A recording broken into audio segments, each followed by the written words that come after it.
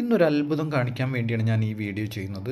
വീട്ടിലൊരു കണിക്കൊന്നയുടെ ഒരു ബോൺസായി മരം ഞാൻ ക്രിയേറ്റീവ് ചെയ്തുകൊണ്ടിരിക്കുകയായിരുന്നു. വർഷങ്ങളായിട്ട് എൻ്റെ കയ്യിലുണ്ട്, പക്ഷേ ഞാനത് കാര്യമായിട്ട് ശ്രദ്ധിക്കലില്ല. കുറച്ച് നാളുകൾക്ക് മുന്നേ ഞാൻ അതിൻ്റെ ഇലകളൊക്കെ വെട്ടി മാറ്റി കളഞ്ഞു. പിന്നെ നോക്കുമ്പോഴോ അതിൽ കുറേ മുട്ടുകൾ വരാൻ തുടങ്ങി. അപ്പോൾ എനിക്ക് ഭയങ്കര സന്തോഷമായി. അപ്പോൾ ഞാൻ അതിനെക്കുറിച്ച് കൂടുതൽ മെച്ചപ്പെടുത്താൻ എന്താണ് വഴി എന്നുള്ളതിന് പഠിക്കാൻ തുടങ്ങി. നല്ല പരിചരണം നമ്മൾ ചെയ്തിട്ടുണ്ടെങ്കിൽ കാലക്രമേണ അതിൽ കൂടുതൽ ഫലങ്ങൾ നമ്മൾക്ക് കാണാൻ കഴിയും. സൂര്യപ്രകാശം 5-6 മണിക്കൂർ നിർബന്ധമായിട്ടും ഒരു ദിവസം ചെടിക്ക് വേണം. മഞ്ഞ നിറത്തിൽ കുലകളായി തൂങ്ങിക്കിടക്കുന്ന ഈ പൂക്കൾ പ്രകൃതിയുടെ ഒരു സ്വർണ്ണാഭരണം പോലെ നമുക്ക് തോന്നാറുണ്ട്. വിഷു ദിവസം കേരളീയർ പ്രധാനമായും കണി കാണാൻ ഉപയോഗിക്കുന്ന പൂവാണ് ഈ കണിക്കൊന്ന.